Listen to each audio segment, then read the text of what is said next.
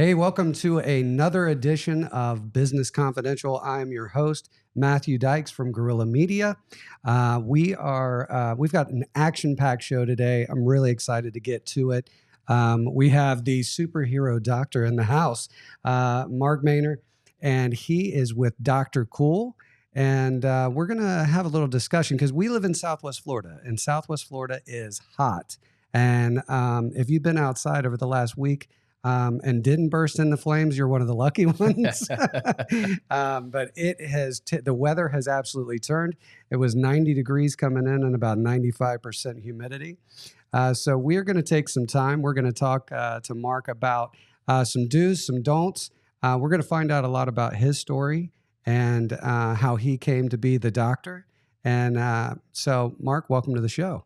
Thanks for having me. Absolutely, man. This is exciting.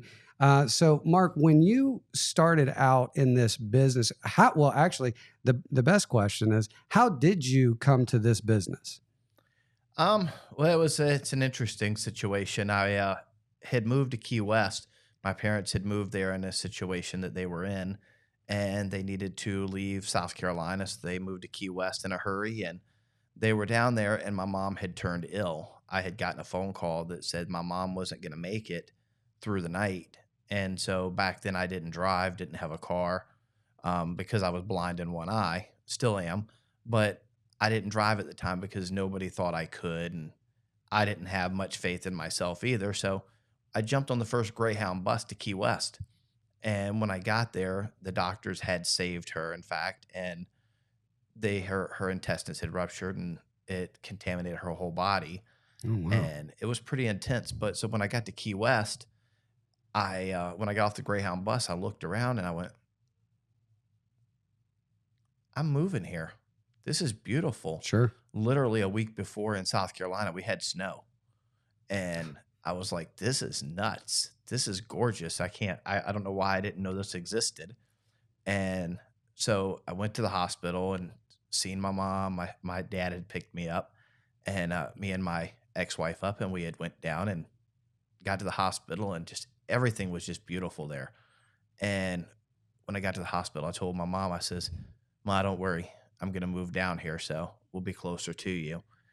And immediately back then we had the newspaper, and I looked in the newspaper and I had found electricians helpers needed and electricians apprentices and electricians.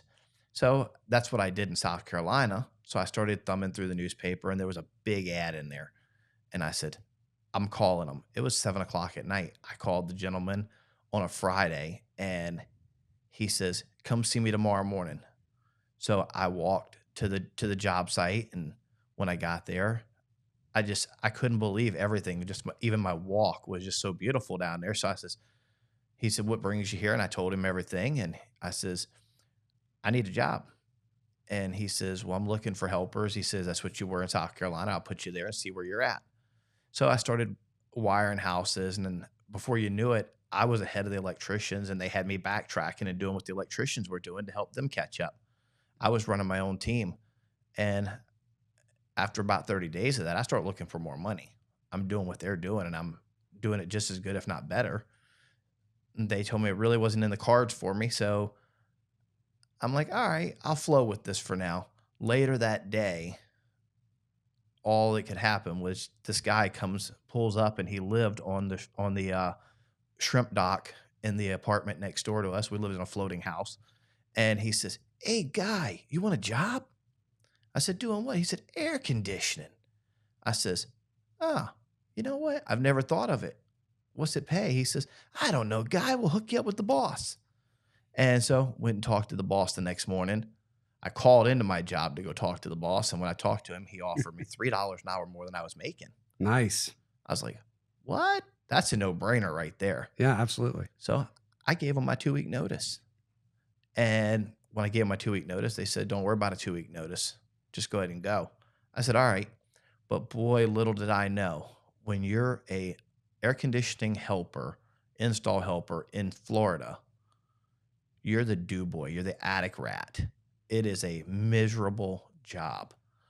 You want to learn all you can learn as fast as you can learn, to get to the top so you're not in that attic all day. I bet. I have no doubt. And I'll never forget, because they told me one day we was in the attic and they says, if you take your shirt off, it'll help you out a little bit.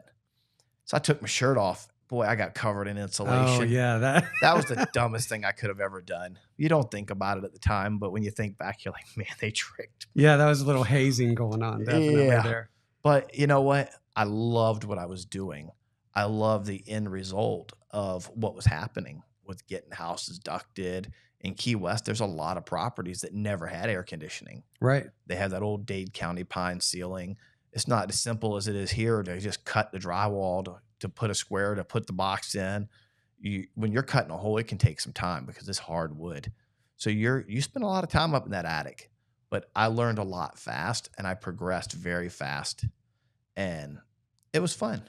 I still enjoy it just like I did yesterday and just like I did 10 years ago.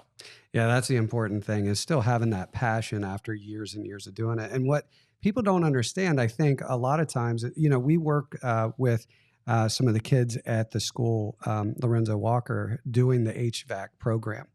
And after going through that, we spent about a week with their professors and with the kids in the class, filming them and the things that they did. And what was interesting is you have to know just about everything that an electrician knows, that a welder knows, that an AC guy knows, that you're doing the job of 5 and 6 different tradesmen. So you're really the guy that knows how to do it all. Mm-hmm. And that's not the easiest thing in the world, but it does make you very valuable. It does. I mean, the trick is to learn. And I tell these young guys coming out of school, school will teach you in a perfect world scenarios. And these young kids, they go in there and they learn in a perfect world, this is what it is. Well, in the field, it's a lot different. You're not getting to braze that air handler in an air-conditioned room. You're brazing it in the attic. You're brazing it outside. You're brazing it upside down. Just different situations. And I tell everybody, yeah, you learned it in school. Now let's learn it in the field. And at some points, I tell them, forget what they've learned because they didn't learn real-world situations. But it's fun, and it is nice that they come from knowing the basics, which is what schooling is good for, in my opinion, because they take those basics with them, and then they can run with it, know how to test this, test that, and we can teach them the deeper dive into it and what they need to know. But I definitely tell them, first thing is, do you mind being in an attic? What do you mean? I've been in a classroom. Right. It's not the same. Especially in Florida in the middle of summer. and a large percentage of these young guys don't stick with the trade because they don't know. Yeah. And the ones that do are the ones that we want to keep and take them if they've got a positive can-do attitude. I don't care if they went to school or not. If they've got a positive can-do attitude and can bring that to the table, I can teach them air conditioning. Well, and it's that attitude and that approach that we really enjoy working with trade schools. I went to a trade school as well. I was a carpenter's apprentice. I learned to stick frame and stick build from my uncle and my grandfather. Started when I was 15 and then worked my way up and then went to school for broadcast and television and film.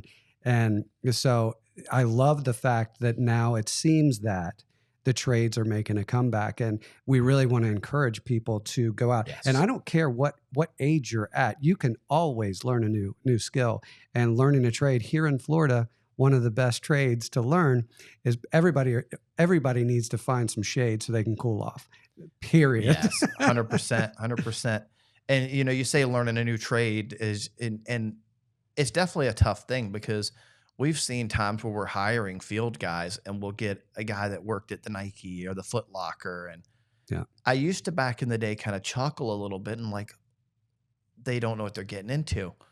But I've had a few that we've brought in from different industries and they come in and they work amazing. And then I've had them where you come in and 2 days in, they leave and you never see them again. You call them, come get your paycheck. They don't even come to get the paycheck. What? Because they're like, I don't know. Maybe they're scared I'm going to put them back in the work truck. I don't know. But just on the off chance that they have to go back to work. Yeah. So, 2 days in, that happens. And I would rather learn that 2 days in. The way we do things now, we wouldn't find that out 2 days in because we don't even put them in a truck for a week. Oh, okay. Because we put them through extensive training. We have the Kool University. So we take them through the OSHA training. We take them through the basics of air conditioning training. Even if they're skilled technicians, they got to go through the way we want to do things because I want our customer to have the same feel of the whole job, whether you've been with us for 10 years, you've been with us a year, you've been with us a week. I want to always have that same feel. So the Dr. Kool feel is what we're looking for. And if we don't teach you, you don't know it. So you've got a lot of programs, and I do want to dive into that. But tell me, so how did you go from becoming an HVAC guy to becoming the doctor? Well, in the HVAC industry, I learned early on that it's kind of while it's a fun industry to be in and it's very knowledgeable, there's so much you can learn, it's actually a shady industry. And that bothered me a lot early on because not all companies operate the same. Some are you have to get out there and sell this, sell that, sell this, even if it can be fixed, sell it, sell it, sell it. Yeah. And so I was in the industry for a while in Key West. And then when we moved to Naples because of my mom's health situation just getting worse over the years. So when we moved to Naples, I got a job over here. And I won't mention company names, but I didn't like the way they did business. To me, the way they did business wasn't right. So I actually took a step back after a couple of years in the industry and went and got a job as an apartment maintenance technician. And I grew very fast in the apartment industry. And when I did that, I really learned how to fix ACs and I got really good at it because there you could be wrong and you didn't cost anybody anything. You just go to the shop and get a different part and put it on. And I was learning to test this, test that, play with this, play with that, because I got thrown into the service side of things really quick and I really wasn't ready. But I became a good salesman because that's what I had to do to have a job. But so I stepped back from the AC industry after about three or 4 years and went to the apartment industry. And when I got really good, but what happened in that industry was an apartment maintenance tech and maintenance supervisor, because I ended up in that position very fast. When the property gets to doing really well, they sell. So when that happened to me the second or third time, I said, I'm going to work on, and this was over a 10-year time. I said, I'm going to work on getting my own HVAC license. I'm going to own my own business. So when it happened to me the last time, I'd gotten a new job and I was hired on and I told them, this is what I'm doing. I'm going to take my test for my AC license. I'm going to do what I got to do. Yeah. And I really dove hard into it. I would work at work and then work on my stuff for my license afterwards. I got my testing done. And then December 31st of 2013, I got that phone call that said, you're officially Dr. Kool Air Conditioning.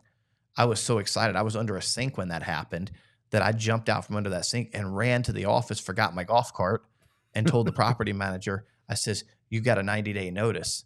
I'm quitting. And she said, why? I said, I'm officially Dr. Kool Air Conditioning. And I gave a 90-day notice because I was scared of the inevitable. Oh, sure. I was scared of not having a paycheck because what you don't realize is owning your own business does not mean you're your own boss and you don't have to work hard. You have to work really hard. But what I did inside that 90 days was something that most people don't. I worked my full-time job from 8 to 5. Mm-hmm. And then I worked from 5 till whenever, growing my business and getting started. And it was a tough journey. But even when I went full-time in my own business, I didn't work 8 to 5. I didn't work 8 to 6. I would work from 7 a.m., 6 a.m., sun up to sundown. I would walk in the door at 10:30 at night sometimes and be practically dead. And when you start your own business, you're not wealthy. You don't just have money to stop and eat lunch everywhere and do this and do that. So I didn't eat properly. I wasn't taking care of myself because money's not there. You just don't do it. But I worked my business to where I could grow it, put everything back into it to become something. And I learned so much in that time that the way to success is to work like no other so that later I can relax like no other. Yeah, that's a valid point right there. And that's something that so many people, well, they don't share that with you when they tell you, "Oh, well, just go work for yourself." Everybody just assumes that, "Oh, well, you own your own business, you've got money, you do this and you get to, be really lackadaisical." But the really it's not. No, you're working twice as hard and you traded in one boss for for 100 thousands of bosses or bosses. 1,000, right? And And I learned that quick. yeah, and that's what they don't tell you, and I wish they would. I wish people would explain. I worked 2 and 3 jobs while we were building Guerilla Media. So I know I made donuts from midnight until 4 in the morning. I worked at the bank during the day, and I would go and do jobs and edit at night so that we could just make ends meet. Yep. But if that's what you're passionate about, you've got to have that work ethic, and that's something I wish people, I mean, seriously, they should have training on building work ethic.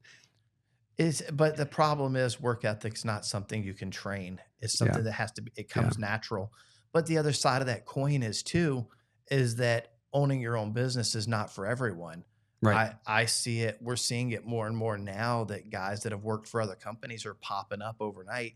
Yeah, they're getting licensed and they're some are getting licensed and doing it the right way, some are not doing it the right way, but then others are qualifying under other people's licenses and stuff. Those are the shortcut methods that people take that I'm not 100% on, because if you don't have to put the effort in to be the real deal and get your own license, then to me, I don't know that you're going to put the real deal into growing it to something to be there for your customers for years to come. right. But just because you can fix an air conditioner does not mean you can run a business. I still learn every day something about running a business. You have to be open to listen to the insight of others and learn to grow and learn that the way you did business yesterday might not be the way you should do it today, because as the world changes, the way you do business changes. Yeah, that's a very good point. So you have a very specific process that Dr. Cool follows.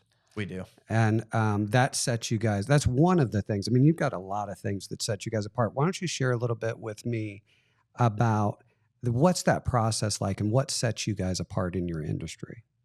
Well, aside from the training and everything that we do with our employees and our technicians, it's all the way down to the office on how we want them to answer the phone. So when a customer calls us, the office says, "It's a great day at Dr. Cool. How can we keep you cool today?" And, you know, most of our customers really love that, because even if they're not cooling, they're hot, they're frustrated, it gives them a chuckle and they're like, "I always love calling you guys." But it's all the way down from, we know which text we should put out to you, which tech we should send you. Maybe you're having a more simple problem that a more, you know, beginner tech can handle, or maybe it's a problem that it needs one of our very experienced technicians that's been around the block and knows how to find extra problems. So it goes from the time you've called, from them booking the call with you, to them knowing which tech to send you. And then the key thing that we do is we follow it through to the end. And then if there is a problem, we're always there to take care of the problem. We always hope that there's never a problem, but whenever there's a hiccup, maybe the tech that was out there didn't diagnose the problem 100%, we get somebody back out there to get you taken care of. We know at that point that maybe we needed a more senior tech, Right. or maybe that tech just missed something that was right in front of him. We follow that through 100% and make sure that you're taken care of. If we misquote something, if we miss something, if it's something that we should have caught the first time, we generally try to take care of that problem ourselves. We just, because we don't want to quote you and then have to quote you something else all the way to an install. When we quote an install out, we got our comfort specialist that generally goes out and he lays it all out there, explains everything to the customer, because we believe in educating the customer. We don't just want to, "Matt, this is your problem and this is what it is." Right. We want to give you options, what you can do, whether it could be all the way down from fixing that unit to replacing it. Even if the comfort specialist goes out, that doesn't always mean we're going to replace it. He's going to discuss your options that were already given to you about repair and the pros and cons to that, all the way down to the replacement options, and give you 3 options there. But if he misses something, like maybe he doesn't see that you needed a disconnect, and the installers get out there and you have to have a new disconnect because it has to be done, we eat it. We do it in house. We just take care of it because we didn't quote it to you. Um, but if we told you you needed it and you were like, you don't want to do it, then at that point, if it's something that's going to make that air work or not, we'll determine whether we're going to say, okay, we can avoid doing that, but this is the downside to it, or we're going to avoid doing that because we're not going to do the job. If we know that it's something you need and it's going to be a health or a safety reason why you need it, or it's just needed to make that system work properly so that you're not having callbacks, if we know it, we won't do the job. Yeah, see, that's really the education process. The fact that you're following, educating the client, and really giving them the options of like this is what we can do for you. Now, just like with an auto mechanic, it's like, look, you can put it off. You shouldn't, but you can put it off 30, 60, 90.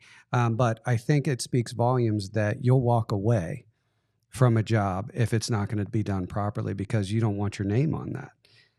And something else that I read that you guys do that goes right along with that is when you do take the job, you guys provide a service warranty from what work you've done, correct? Yes, we do. We have warranties. We give you on a repair, you get generally 30 days on a drain line and 90 days on most repairs. And then you get 1 year workmanship on a replacement. So if it's something that was workmanship done that causes the problem, then we take care of that at 100% with no charge to the customer. But if it's something that is due with a malfunction of the machine, then we look to the manufacturer to see what they're going to do to help us first. And then because I can't guarantee a machine is never going to have a problem. Yeah, sure. But we definitely do everything we can to be supportive of the customer and make sure that they're taken care of. And if the manufacturer should be chipping something in or they should be covering it 100%, we try to go after that because we want them to be covered. Yeah, that's great. That's great because so many people they don't understand how to even speak to that with a manufacturer. Because it's really cumbersome going through those warranties and knowing what is under warranty and what works for you in your favor and when and how. So that's just another education piece that you guys are offering, which is huge. And one of the things that we've done too is, in house we have myself and my wife, and while I own the place and I do the overall daily operations of the business, I have in place my wife that also takes care of the financial side of things, but I have an operations manager that sees the day to day and takes care of things that I shouldn't have to deal with on a day to day. But also we have an office manager that makes sure that the office is doing what they need to do to make sure our customers are taken care of. Then we have a dispatcher and an internal IT person that takes care of making sure our systems are flowing well. And we have a comfort specialist that goes out and quotes the job. We have 13 trucks on the road every day between install and service, and our service guys and installers all know the jobs of each side so they can handle things. Yeah. But then it goes down to we have a purchasing specialist. Our purchasing specialist makes sure that all the parts are ordered for our customers so that they've got what they need, and so that the customer's not days without parts. She gets on the phone. She's built her relationships with the different suppliers to know that she can get this part easier and figure out the routes to go. And then we have an install coordinator that coordinates the installs and gets those done. So when they sell a job today, potentially we get to it the next day if it needed. And we can even get to certain things the same day, depending on if equipment's available. We stock a lot of equipment ourselves as well to keep us from having to be in the supply house for everything. We have our own warehouse as well. And do you guys service all of the brands? Is it specific or are you pretty much universal? So we can service any brand out there: Lennox, Goodman, Carrier, Train, ICP, Rude, Ream. We can service everything. But the products that we install, we limit ourselves to what we actually install. We will install other brands if you want, but We try to keep you with the ones that we have our relationships with, because the ones we have our relationships with, we feel are going to give us the best service to allow us to give you the best service. And before the show, we were talking, and there was something that you brought up that was really interesting. Being here in Southwest Florida, and really anywhere with people with allergies and people with just air quality issues, especially when it gets real heated in the house. I mean, there's some real issues for breathing and things like that. So, you said there's some air quality things that you guys do. What? Go ahead and talk to me a little bit about that. So air quality is one of my favorite things, because the quality of your air in your home, that's the air you're breathing most of the time when you're, that's where you spend the most of your time at, aside from at work. But one of the most important things to me is the AppCoX air purification system.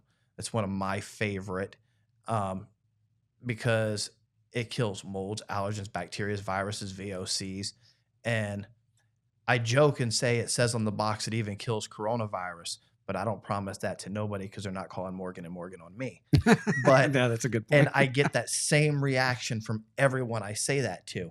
Um, even paralegals with their office have all laughed at me as well, because it's meant to do that, meant to get that humor out of it. But it's the product. I stand behind it. They do an amazing job. It really does. Pretty much everything it says it's going to do.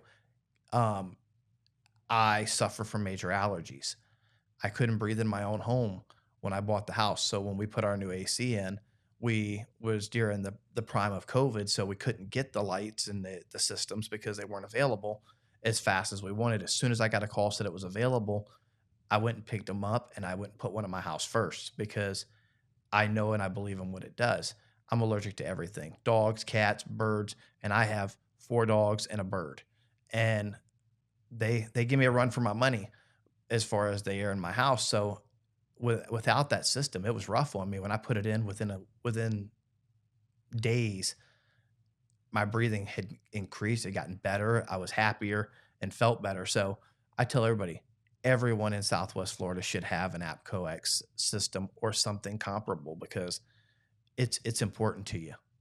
And you're not just the owner; you actually are a client of yourself Yes. because you had to. Because you were saying Yes. earlier that you went into one house and there was so much dander and things. Go ahead and tell them about that experience. Yeah, I had went to a house, and even my wife didn't realize how allergic to cats I was.